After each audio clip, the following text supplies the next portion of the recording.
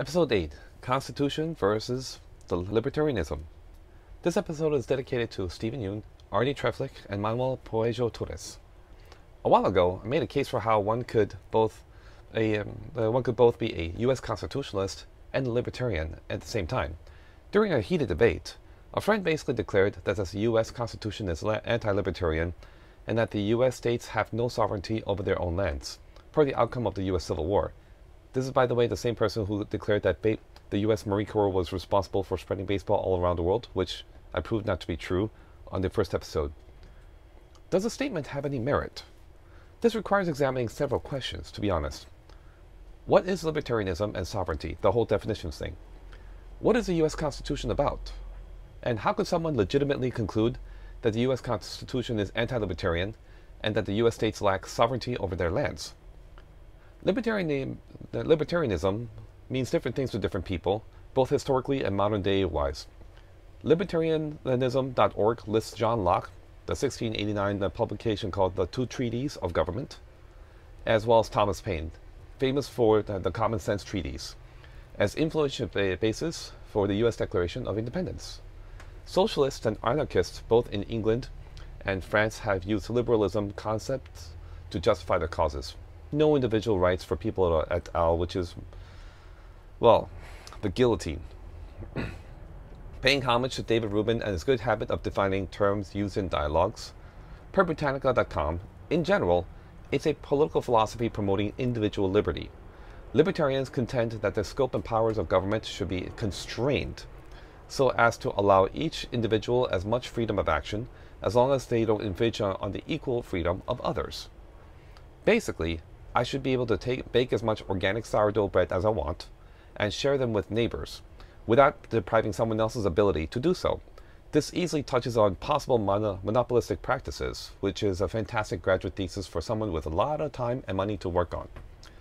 Britannica.com also defines sovereignty as the ultimate authority in decision-making process of the state and in the maintenance of order. The buck stops with the state, if you will.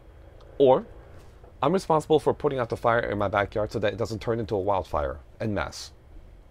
With defining the terms out of the way, hey David Rubin, if you're watching this, please correct me if I got something wrong. The U.S. Constitution is the foundational legal basis for what the U.S. federal government and its three branches, judicial, legislative, executive, must do, aka constraints, and cannot, aka restraints, do. Such as the First Amendment and its Congress shall make no laws, ... It was and is an output of what state-elected, not federally elected, legislators either give up or retract various rights, thanks to a 3/4 majority ratification requirements to change, or amend in legal language the U.S. Constitution. An example involving how culture eats bright ideas for breakfast any day with hot sauce. The state-elected legislators abdicated ethanol use rights via the 18th Amendment to the Constitution in 1917, only to take it back via 21st Amendment in 1933. I guess Al Capone was too rich for the feds to ignore. In fact, the 10th Amendment specifies the following. The powers not delegated to the United States by the Constitution, nor prohibited by it to the states, are reserved to the states respectively or to the people. In a literal and figurative sense, the states and their respective people voluntarily, via amendments, give up specific powers to the federal levels, and everything else, even not mentioned, is retained by the states. This fits a libertarianism definition quite well, limited federal government. Then, how can the U.S. Constitution be anti-libertarian? Based on previously stated definitions, a libertarian's basis for political argument would be based on the 10th Amendment, which still stands to this day. I suppose if someone assumed a libertarian was the same as an anarchist, then their argument has merit. Yet in order to make the U.S. Constitution anti-libertarian, antonym-wise, it should be amended to give the federal government 1. Unlimited rights/control over all states and its respective citizens, and 2. Perpetual authority to appoint who are supposed to be elected by the people, irrespective of states' ballots. That's right, the U.S. Constitution needs to mirror what Turkey and Belarus use to have their dictators remain in power. Anarchism is defined as belief that government is both harmful and unnecessary. Anarchists should at least read Jared Diamond's Guns, Germs, and Steel book to understand why kleptocracy leads to well-paved roads, clearly not in California.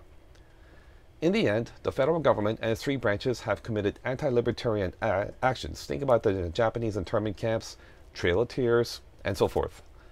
People who assume the U.S. Constitution is anti-libertarian are really substituting the federal government, the three branches, for the U.S. Constitution, which makes for false premises.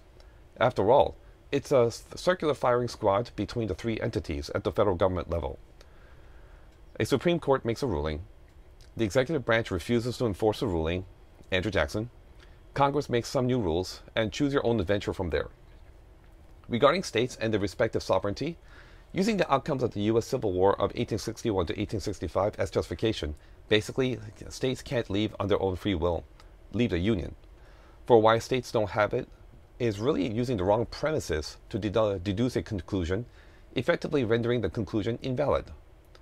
Although Article 1 gives Congress the authority to declare war, Congress, not the federal government, not the executive branch, Congress also can pass resolutions to let the executive branch use military force, authorize use of military force, and so forth. After the southern states left the Union, it was the remaining 20 states that voted via elected officials sent to Congress from the states to invade the South, which is why the Union Army had blue uniforms as the offense type. It was the executive branch, Abraham Lincoln, that suspended the right of habeas corpus per U.S. Constitution suspension clause for sake of winning the Civil War, even though the judicial branch, Roger Taney, also famous for the Dred Scott decision, declared Lincoln exceeded his authority. Lincoln basically said, talk to the hand because the ear ain't listening. And it was Congress that over time elected to restore full rights to the 11 rebel states.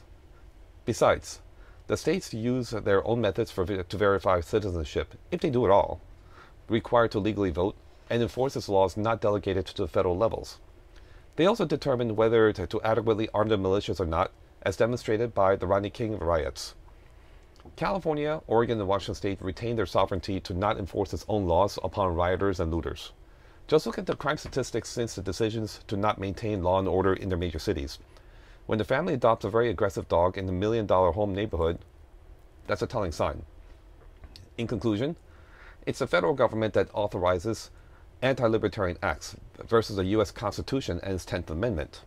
And the federal government needs 3/4 of states to approve any bright idea changes to the U.S. Constitution, not the other way around. People really should define terms that they are throwing around when they're making a constructive and a valid argument that could be sound. All right, it's Kevin Bacon time. The U.S. Navy and its USS Bonhomme Richard, through John Paul Jones, Louis XVI of France, inspired by the Poor Richard's Almanac by 5 degrees of separation, owes a cultural debt to Benjamin Franklin. Thanks for listening. If you have any other suggestions, any other topics that you'd like for me to look into, feel free to post away on the comment section.